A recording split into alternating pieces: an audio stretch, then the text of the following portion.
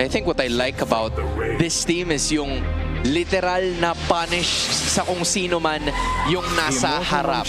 That has been the recipe for success para sa kanilang kupunan at magbago man ng side, mapa-blue o mapa-red, hindi pa rin makakapagsuyo ang man with a million moves. Dito ko masabi na minsan yung mga Pilipinos madamot talaga eh. Kahit hospitable tayo, Crab mentality. crab mentality, minsan madamot din talaga tayo eh. Ayaw ibigay!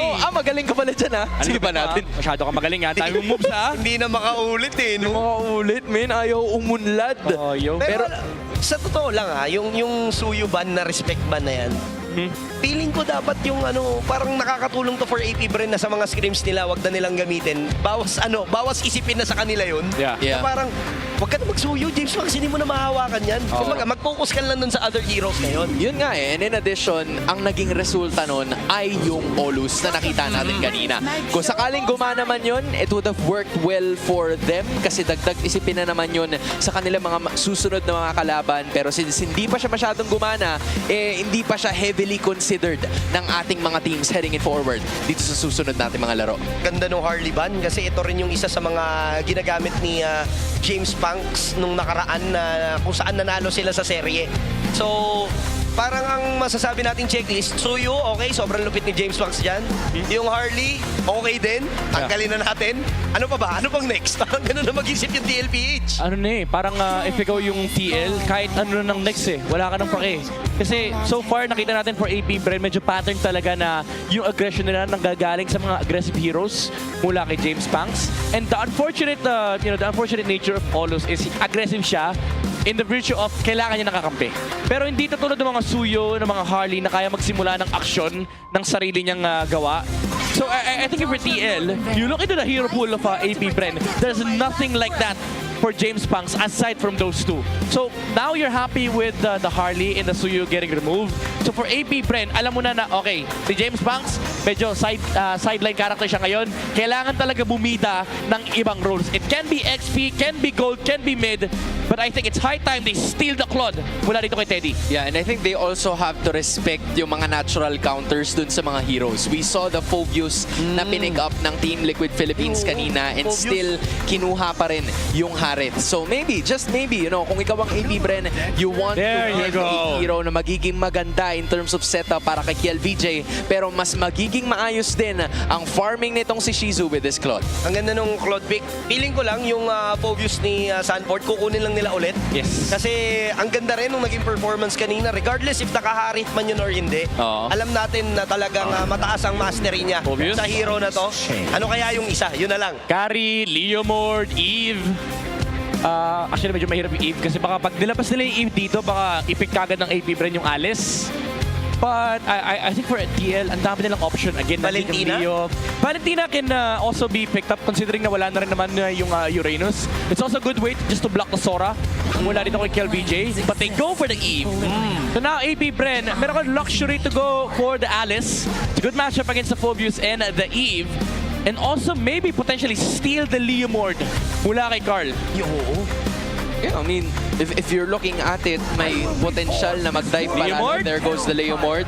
Picked up sa ngayon ng AP Bren. We're still waiting for the extra hero na kukunin nila sa first phase. Midnight has mentioned the Alice. It is a choice kasi nga, gaya na nabanggit natin ng game number 1, walang pake gaano ang Alice towards that Phobius. Instead, medyo nag-pivot sila. Prioritize natin yung roam. Ito yung Marcel na na-open kaagad pero ang bilis ng pick-up ni Carl Fredrin Nepomuceno. Oo, ayan na. Galit-galit na. Sabi ni Carl, ninakaw mo Okay. Ninakaw mo yung hero ko Okay. Papatigin ko sa'yo yung M4 Fredrin.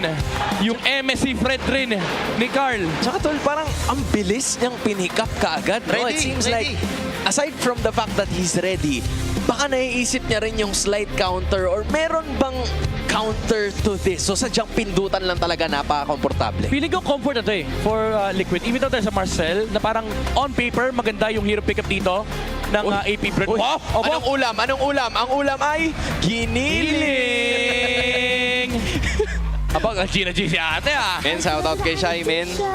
Isa yan sa mga talagang palo is palo, di ba? Yes. Palong-palo na mga manlalaro natin or manonood dito mismo sa MLBB. But guys, you were saying comfort. I think that is what both teams are looking forward para sa game number 2. Yung Lilia, posibleng comfort to ni Aqua. At ayaw na rin nila ng masyadong feel doon sa lineup na merong Fredrin. Sobrang ang ganda kasi nung idea pag kumuha ng Lilia yung AP Bren. Kasi wala ka na rin carry, wala ka ng Lilia, Yep. wala nang pantunaw kay Carl tsaka kay Sanford. So now if you're AP Bren, ano pong pwedeng pantunaw dito? Feeling ko, ito na yung mga oras na maglalabas ka ng mga kakaibang picks tulad ng mga Valier, Gord, para kay Aqua. And to be fair, kung titignan mo yung player naman ay meron siyang tendencies na maglabas ng mga kakaibang hero. Isa siya sa mga original na, dalawa sila na Exhort. Yung mga Kadita players. Kadita. So feeling ko ano yun magandang option for AP Bren. Tinanggal na rin yung Zetyan. Magandang hero din to laban sa Fredrin. Aside sa counter set potential, it's also a good way to poke Fredrin from a mile away kasi ang haba ng range ni Zetyan. Pero ang pinaka-importante rito is yung Red 4 pick-up ng Team Liquid Philippines. It's gonna be the marksman or the roam, but I think high priority to para sa roam kasi even though kita na nila yung Marcel, yung Kalea ay magiging magandang option para sa TLPH since they removed the Zetyan. Oo. Kasi yung vision din ng slightly magiging problema para sa TLPH. Sure, nandyan naman yung Eve. So yung mga Void Crystal, medyo makakatulong yan every now and then. Pero yung magbo-bush check talaga kontra dito sa Marcel na napakagaslaw sa mapa. That has been the recipe for success para sa TLPH kanina. Yung mga pwestuhan itong si JP na nagbibigay lang ng sobrang daming info kung saan manggagaling yung AP Bren and then do the damage from there. I think ang top prio dito is yung Khalid, Hylos, and Kalea. Those three are the natural answers against the Marcel. Even though parang ang dali sabihin na napaplatinum snap yung mga heroes na to, hindi kasi kayang bigyan Yun nga Yung ang kukunat. So, they go for Moskov instead. Okay. Wow. I was expecting na maghaharit pa sila para ultra kunat. Iwas sana sa... Pero parang may plano silang play since mabagal nga yung hero na gamit ni Carl TZ. They need someone na medyo magaslaw, kayang rumespo, kaya mag-opposite lane. Yun na yung pang-compensate nila. Yeah, I think this is something na siguro natutunan nila sa Team Falcons. There's always that Moskov na naka-ready kapag naka-Marcel yung kalaban kasi ang hirap abutin ng Moskov. Tulad nga sinabi ni Santi, ang dulas niya sa team fight and then also yung macro advantage na alam mo namang imposibleng magkaroon ng Marcel doon sa kabila. So now, for AP Bren, they have to pick up the mage here. Valentina is still open. And then also the XP. Alice, I think, is still a very good priority. They go for the normal Farsa. Oh, Terizla. Kasi naka-utility jungler dito yung TLPH. This is a good pick-up mula dito kay KelVJ. But now it comes down to the hero of JP. Gatot, Hylos, Khalid, Kalea. Lahat yan, master ni Daddy JP. Yeah, from the looks of it, Team Liquid Philippines, tila maglalaro sila ng 4-1 dito with the Moskov, just heavily prioritizing the long lanes pagdating dun sa mga objectives. So AP Bren, what they're pushing forward here is really good team fight kasi nasa kanila yung Claude, yung Farsa, and Terizla. So they have good amounts of crowd control, especially with the Marcel. So for TLPH, tama si Midnight ng binanggit. Gatot is first in the priority para sa kung sakali man na mag-engage talaga ng tunay ang TLPH or yung AP Bren, meron silang oras, meron silang leeway para idaan muna sa peel and then move forward with the engage. Yeah. Ganda nung nabanggit mo, no? Yung peel. Sobrang importante na to for the Fredrin kasi ang dami niyang sasaluhin. Sobrang daming iintindihin ni Carl dito. So kailangan niya ng extra na tulong para I would say ma-buy time yung mga team fight and then just let Teddy scale up in the late game. Yeah, that has been the story for both of these teams. Although Team Liquid Philippines, malaki yung kanilang prioritization pagdating sa pinakaunang turtle. So kahit ganito, yung lineup ng AP Bren with a full-on Leo, Terizla, and even a Farsa na magdidish out talaga ng damage sa unang 2 minuto ng ating laban, TLPH has the Fredrin, yung isa sa mga pinakamalakas na mag-secure ng objectives in the game. Game number 2, it's already Liquid leading 0 against the Bees. A must-win situation ito para sa AP Bren para sana makaangat-angat pa ng paunti-unti towards that standing. Pero for TLPH, the goal is the upper bracket at hindi sila basta-basta hihinto dito. Right now, mapapansin lang talaga natin dito for the early game. is talagang silip lang kung silip. Ang pinaka-curious ako kung paano yung magiging playstyle Uy, JP. nito ni Nova. Kasi alam naman natin yung Marcel, lagi lang nanggugulo sa likod, nagdi-deal na ng damage pag may enough items na, pero sino kaya yung plano niyang i-disrupt dito? Would it be Carl TZ? O i-disrupt niya lang din yung pag-follow up ni Teddy? Parang doon ako nako-curious paano magpa-pan out eh. Yeah, I'd say ang prio dito ng AP Brand is yung front to back. Oh, JP? JP? Nakakaramdam si Aqua at inabutan ng basic attack sa dulo. Idagdag mo ba yung follow-up kill coming in from Sanji? 1 minute into the game, may 2 kills na kaagad ang isang mid laner. Sobrang sakit sa ulo nito para sa AP Bren. Tol, dumaan lang si JP. Nag-dash lang papasok. Dalawa na kagad yung premyo. Oh my goodness, AP Bren, what a horrible start. Na-clear na nila yung minion wave. Sinubukan pa nilang i-punish yung Eve. Unfortunately, dinaanan sila. Naggalit na JP. Isang dash lang tulad ng sinabi ni Hans. Isang dash, dalawang taunt. And grabe din kasi yung sustain ng Gatot. Di na rin nila maabot yung Eve sa likuran. And sila pa yung na-punish ng todo-todo. This is gonna help TLPH control momentum, especially with now Fredrin active on the map. Yun nga I mean, for AP Bren, this would have been 50-50 pagdating sa pinakaunang objective. Kung sakali na hindi nakuha ni Sanji, yun! Ay nagagawin din si Nova at makukuha nga nila yung kill. Sa wakas, na-secure na rin nila yung kill onto Sanji. Ito yung gusto nilang kunin kanina. Ngayon na naabot na nila, ang tanong, itutuloy pa ba yung sayawan sa pagong? Kasi sinisimulan na ng Team Liquid Philippines at alam din to ng AP Bren. Pero medyo malayo na nga itong si James Punks. So libreng-libre na masesecure ito ni Carl TZ. You know, for AP Bren, it seems like they were already happy with what they got. Dalawang ultimates ang binitawan ng Beast. James Punks nakakuha na siya finally ng kanyang pinakaunang kill, pero yung Team Liquid Philippines tila hindi pwede na wala silang bawi. Yeah, medyo nakaka-frustrate yung mga nangyari for AP Bren. If you look at the timeline, ang laki ng swing towards TLPH. And nagkasayangan pa ng ultimates doon sa may top lane. And now because of that, they have to play with a specific timer in mind. And this is gonna be benefiting TLPH a lot kasi again, sila yung may hawak ng Moskov. Even though you say na may Claude din yung AP Bren, masayang-masaya yung Liquid na walang nangyayari sa mapa. Napakaganda na follow-up dito ni Shizu at si JP nga mabibigyan. Hindi na nagawa mag-Avatar of the Guardian palabas dahil din doon sa bilis ng ginawa ng AP Bren na pagkuha ng pick-off. So at least now, medyo pantay na. Yeah, yun lang yung medyo mahirap no, kapag gatot ka tsaka yung tulak ng Leomord nakakancel yung inyong ultimate. And ang ganda rin ng ginawa ni Aquaman, yung Feather Airstrike sa may gilid. Sabi niya kay Carl, bawal pumasok. Alam ko, the goat ka, pero no entry. Oo, men, hindi pwede. Kahit ikaw yung pinaka, decorated naman lalaro, VIP ka man, hindi ka pa rin pwede. Nakikita mo yun sa mga ads. Oo. Diba? 50 million power. Pero hindi ganun, men, malinis pa rin. Pampatulog ko yun eh. Pero men, dito, hindi pwedeng matulog. Hindi pwede matulog. Ang parehas na teams, tila hinahati lang sila ng daan-daan in terms of gold. May napindot. WM. Uy, Nako po. Napindot! napindot yung ads. Napindot yung ads. Napindot yung ads. Hindi kasi tumama rin sa X. Yung X sa taas, upper right. Ang liit eh. 5 seconds pa kasi yun. 5 seconds. Antay mo yung 5 seconds. Oh my gosh, Keep napindot ads ni eh. Sanji yung ads. Pero nevertheless, AP Bren, tila naging ligtas pa rin sa pagkakataon ngayon kasi 5 segundo bago Delubyo, TLPH walang RWM nakakapitan. At mukhang may info yung AP Bren na ganun nga ang lagay. So sila na ngayon na magmamatapang na simulan nitong pagong and si JP, wala siya magawa kundi bigyan lang ng info si Carl. Kaya nga makukuha rin ang ganda ng golden hour para nga hindi na nga tuluyang maka-follow up. Makukuha nila yung kill onto JP.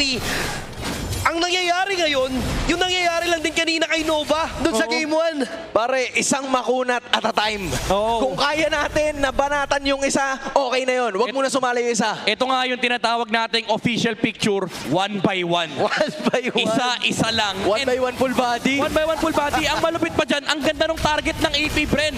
Pareha sila ng idea ni Aquaman. Oo. Labanan natin yung Liquid basta wala si Carl. Ang ganda ng ginagawa nila no? Paulit-ulit lang. Ayun Ayun, wala si Carl. Tingnan mo yung mapa. Wala si Carl. Okay na sila basta paisa-isa lang. 1 by 1. So yung 1 by 1 na strategy ng AP Bren, it works.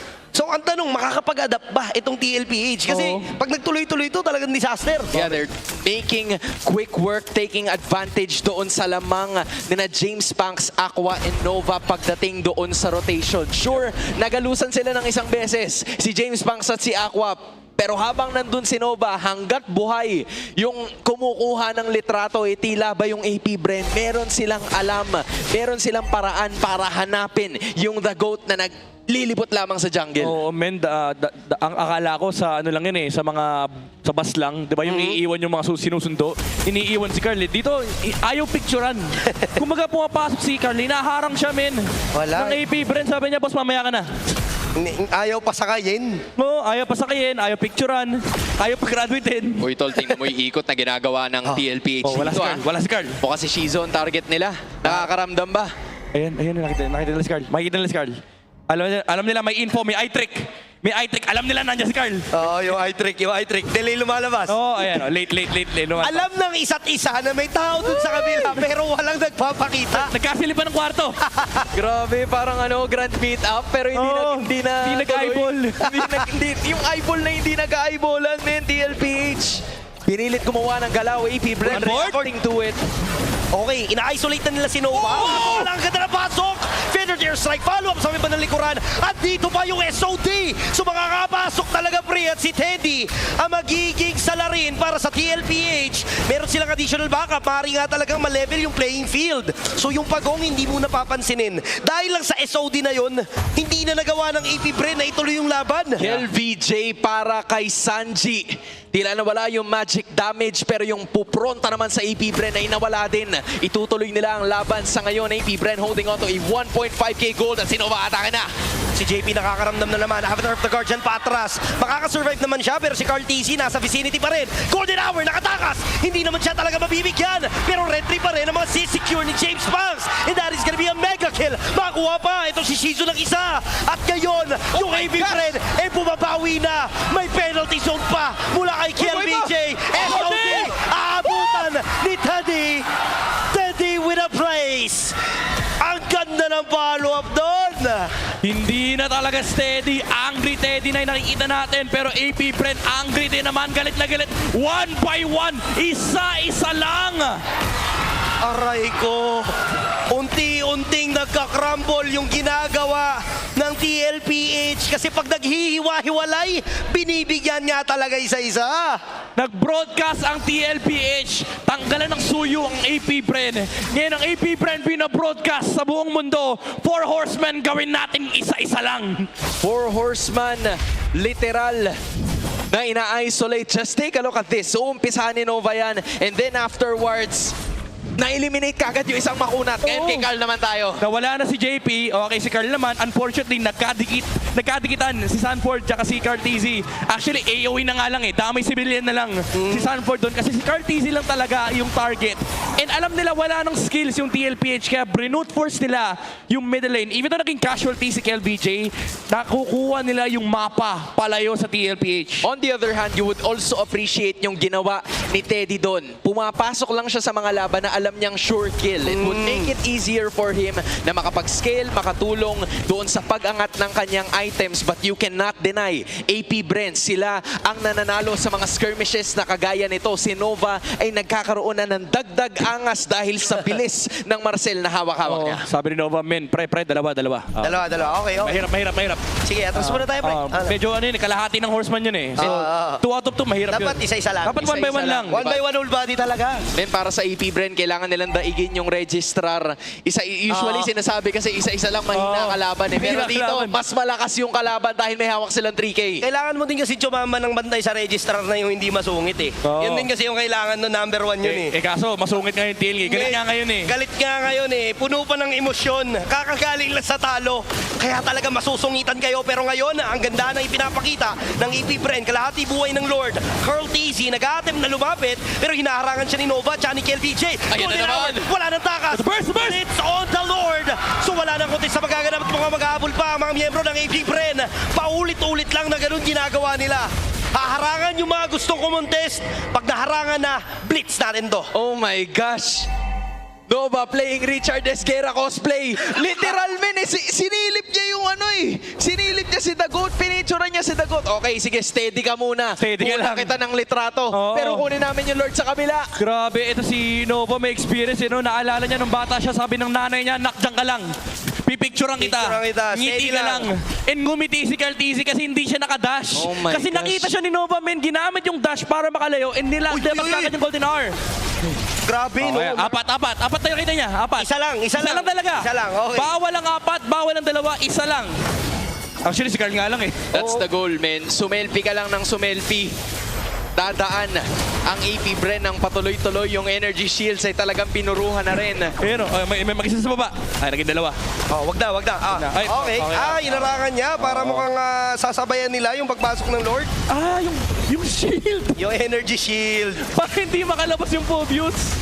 At para hindi rin Hindi makarangan. masyadong magalusan na sobra, makabangga pa ng tuloy, man. Just AP Bren making use of every kit na meron sila, developing a 4.7k gold lead. Yeah. Nagsimula tayo sa Seesaw battle nung unang 2 minuto, but then now the Bees are holding it in. Nakita siya dalawa. Sabi niya, Wag isa na, lang wag to. na. Ay, teka lang, dalawa. Andiyan si Sanji sa gilid eh. Isa-isa lang, sir. Nakaabang sa pinto si Sanji eh. Isa-isa lang, sir. Huwag muna, sir. And yung by one camera lang. ni Nova, pare, bawal group photo. Bawal group photo. Bawal group photo. Naka ano kasi, portrait yung lens niya. Oo, naka 70 to 200 mm kasi. Oo, hindi pwede. Hindi naka-wide lens. Ulo lang kasya dun eh. Ulo lang ang kasya, ulo ng kambing, ulo ng makunat, ulo na ng lahat at AP Bren still holding on to this. Tila sila naman ngayon ang gumugutom sa Team Liquid Philippines, putting work into it. Yeah, and it's amazing to see na usually nakikita natin yung TLPH yung nanggaganito na kapag hawak na nila yung control, sinasakal nila dahan-dahan yung kalaban. Ngayon, AP Bren, because of this Marcel pickup, kaya nilang sakalan dito yung tempo ng TLPH. Hindi makahanap ng farm si Teddy kasi bawal silang lumabas, men. Yung classroom nila, may photographer na nakaabang sa labas. Class picture pala para sa summer class. Oo. Kasi ano na eh, bakasyon na. Bakasyon na rin Nakaramihan eh. sa ating mga Pang-oras na manonood kasi. ngayon. Mabuhay po kayong lahat. Yung iba siguro nasa Boracay o LU pa. Mag-enjoy kayo dyan. Pero yung AP Bren, they're also enjoying this lead that they have. Tila ba hindi nangyari yung 2 kills na nagkaroon sa Kaya Sanji nga eh. kanina? Oo. Parang nakalimutan na natin, no, na ang ganda sana talaga ng start Oo. ng TLPH kasi nag-try again yung AP Bren kanina eh. Tapos nabigyan niya naman talaga nila si Sanji. Yes. So in a way, medyo nababaan din yung lead na meron. Oh, tsaka ganun talaga kapag yung swak na swak yung galaw mo, yung sa Keys to Victory, yung mga setup para kay Nova. Kumbaga nag-regroup dito yung AP Bren, nag-open forum din sila. Guys, 1 by 1 kasi. Ah. 1 by 1 lang. Wag lahat. Ayun, 1 by 1 oh. Sanford, Okay. mag-isa. Kalahatin naman yung buhay. Ganun ulit ata gagawin nila. So si Nova nag-aabang lang. Gina-juggle. Sinasayawan yung Lord. Inaantay lang na lumayo si Carl TZ. Pero habang nangyayari ang lahat, ganun nga talaga ang abang na mangyayari. Carl TZ, wala ng chance na makapasok. Yung golden hour, hindi pa binibitawan. Partida. Pero may SOD. So maaaring nga matuloy free. After of the Guardian coming in from JP. Pero ngayon, maaaring may miyembro. That is gonna be a blazing duet coming from Shizu. Ang ganda ng kanyang play. Kaso nga lang siya ay nabangan din. At nagwawala na ang mga miyembro dito na TLPH. At si James Banks na lang na matitira. Pero gagawa siya ng play. The man with a million moves. Kaso nga lang, halos kamilyon din ang kanyang makakatapat. Ngayon, nakapala niya lahat. At siyang plano na bumitaw. And ang coming in from James Banks. Just when you start counting him out, kaya nga 1,000,000 ang kanyang galaw. You can hear the crowd roaring coming in from that play. Isa laban sa 4. Ganun katapang itong player na to. Men, pinersonal niya yung sinabi ng TLPH. Oh, James Bastow! Oh, sumobra! Dagdag na naman sa listahan ng mga kasalanan!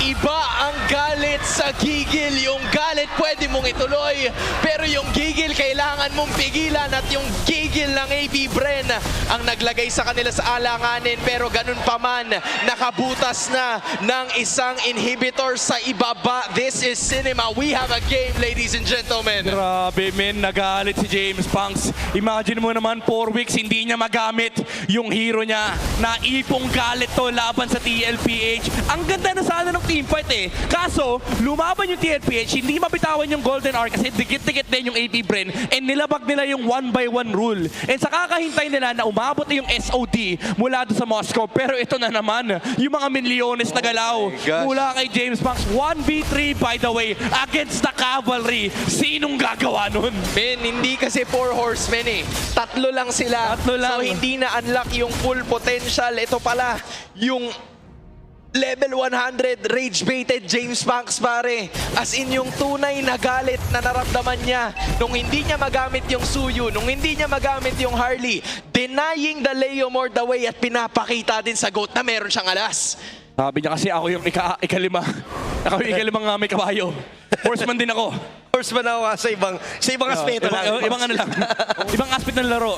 Pero again, yung rule ng AP Bren, yung 1-by-1, medyo kinailangan nila labagin kanina with Shizu coming in with the Blazing Duet. Akala ko nga mangyayari is gagamitin yung Golden Hour and kapag lumabas yung Platinum Stop, technically kasi gagalaw yung Claude. Kaso immune kasi yung mga kalaban. Kaya hindi mabitawan ni Nova yung ultimates kanina, yung ultimate niya kanina laban sa TLPH kasi nandun sila lahat and nag-commit na ng ultimate si Shizu.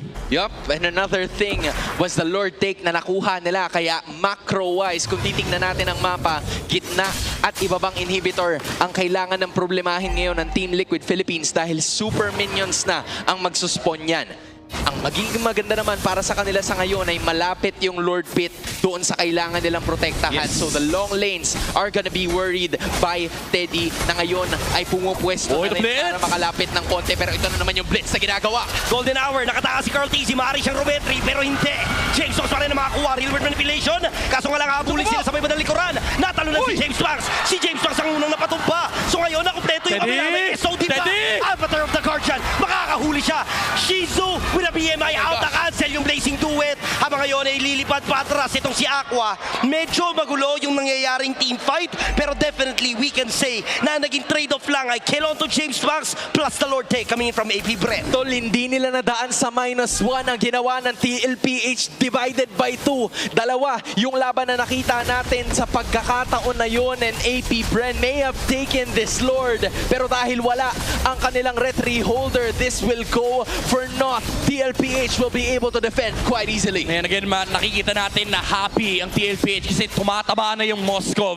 Hindi na tahimik, hindi na steady si Teddy rito. And yung kanina, yung ginamit niyang SOD laban sa backline ng AP Bren, ramdam mo yung confidence na sa perspective ni Teddy, kaya ko 1v5, kaya kong pasukin yung Claude harap-harapan, and ang bilis din ng follow-up ng AOG mula kay JP. Pagkatama nung SOD, may AOG kagad na naka-ready mula kay JP. You were talking about items, full build na ang parehas na gold laners ng laban na ito with Aqua finally building up on that Holy Crystal na sana ay medyo makadagdag pa sa ngayon. Pero ang nawawala is yung magic damage. Tila hindi pa buo yung mga items na meron sana si Aqua. Kaya instead of him just spamming yung feathered airstrike, hindi niya pa nagagawa yun sa ngayon. Yeah, tsaka nalilimitahan na rin yung kanyang damage, especially against the biggest target na meron siya, which is yung Moscow, kasi naka-Athena shield si Teddy. And very rare natin makikita sa mga marksman to. Usually rose gold yung pinipick up niya. Pero alam niya kasi sobrang importante nung kanyang buhay. The rose gold isn't gonna be enough. And ang kinagandahan naman dyan is pwede niya naman ibenta kapag na-pop na yung passive and then maybe go for the round 2 ng rose gold or immortality. Double shield, no? Double shield yung makukuha niya. Again, this picture ng AP Bren ay puntos na kinakailangan nila para makaangat-angat sa standings. Kasi hanggang ngayon, week 6, they still aren't safe. Pero doon sa kalahati na ibaba ng ating standings ay tila importante ang kailangan na panalo ngayon. Dahil yung TLPH upper bracket, yung AP Bren playoff life. How will they respond to this? Grabe yung pinapakita ng TLPH. Imagine earlier, sobrang kontrolado ng AP Bren yung buong laro. To the point na nagiging reactive na nga lang yung Team Liquid Philippines. Pero right now, parang nagiging desperado na yung AP Bren in finding ways para lang matapos to. Kasi kanina pa nila gustong tapusin eh. Alam mong gustong-gusto na lang i-end pero hindi nila magawa. I think the answer to the question na binigay sa atin ni Hans, especially for both sides, is patience. Patience is gonna be a very big thing in this upcoming Lord fight. Pero alam mo, ang kailangan isipin ng TLPH dito, medyo sumasakit na rin.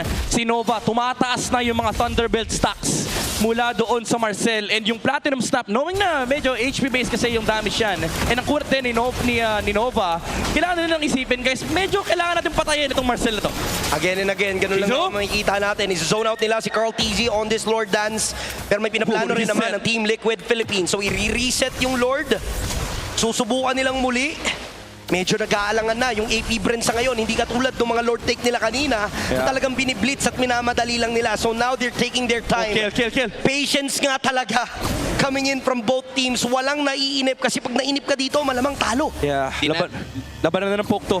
And nakikita natin si KLBJ yung nagiging biktima ng mga pokes mula dito kay Sanji. But again, it is a stalemate between these two teams. However, lamang ang AP Bren sa long game kasi look at the bottom lane. Yun nga. Wala nang Torre ang TLPH na may baba. Mas malakas yung minion wave nila. So now it's the right time to actually go in. Pero may SOD pa. Do take note, Teddy can just come in to the fight anytime. This is where patience becomes a real virtue. Blitzing is on the way.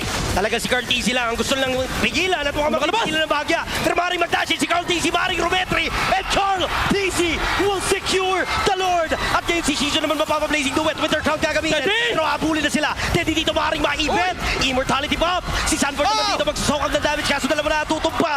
Ngayon, TLPH, yung cavalry, mapapatras na. Pilihan na ng mga Immortality. Alam nila na wala silang Lord. Kaya they will go in for the kills. That is gonna be a mid lane. double kill. Dalawa ang dedepensa mula sa TLPH and maaaring ang pumuwersa ang AP Bren. Pero sakto rin naman yung Lord Spawn saved by the Lord literally. At nabasag din yung Torres sa ibaba nitong AP Bren. Tila nililigaw nila ang Lord. They're taking their sweet time. Ipipilit nila ngayon. There's siya gagamitin na at mukhang zone out lang ng mga members. Shizu naman dito with the blazing duet. Enough ang kanilang damage. May minions din naman na nakapasok. And with that base lock, AP Bren will force game 3.